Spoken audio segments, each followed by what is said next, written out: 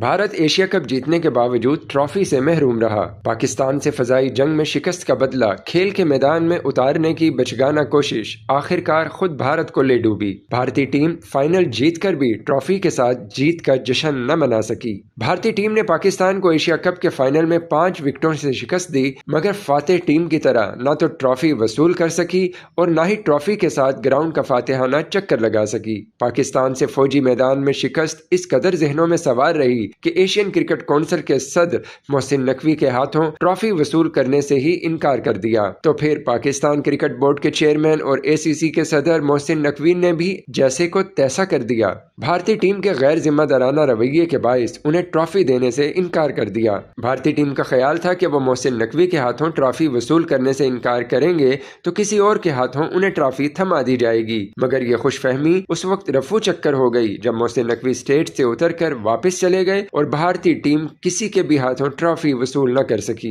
Pakistani officials اور players کے ساتھ بھارتی ٹیم کا یہ غیر ذمہ دارانہ رویہ ایشیا کپ کے آغاز سے ہی شروع ہو چکا تھا۔ جب بھی دونوں ٹیمیں آمنے سامنے آئیں، بھارتی کھلاڑیوں نے نہ صرف غیر ضروری جارحیت دکھائی بلکہ میدان میں سپورٹس مین شپ کی بھی دھجیاں اڑائیں۔ ٹاس اور میچ کے بعد ہاتھ ملانے سے گریز، کھلاڑیوں کے تضحیک آمیز تاثرات اور میڈیا پر پاکستان مخالف بیانات، سب کچھ ایک واضح پیغام دے رہے تھے کہ بھارت اب بھی مئی 2025 کی فضائی شکست نہیں بھولا۔ بھارتی رویہ یہ واضح بتا رہا تھا کہ یہ صرف ایک کھیل نہیں رہا، یہ ایک انا کی جنگ بن چکا ہے۔ بھارت شاید میدان میں ٹرافی جیت گیا ہو، مگر رویے کے اس کھیل میں اخلاقی شکست ایک بار پھر اس کو ہوئی ہے۔ کھیل انسانیت، عزت اور باہمی احترام کا نام ہے، لیکن بھارت کی حرکات نے ثابت کر دیا کہ وہ آج بھی شکست کے خوف سے آزاد نہیں ہو سکا۔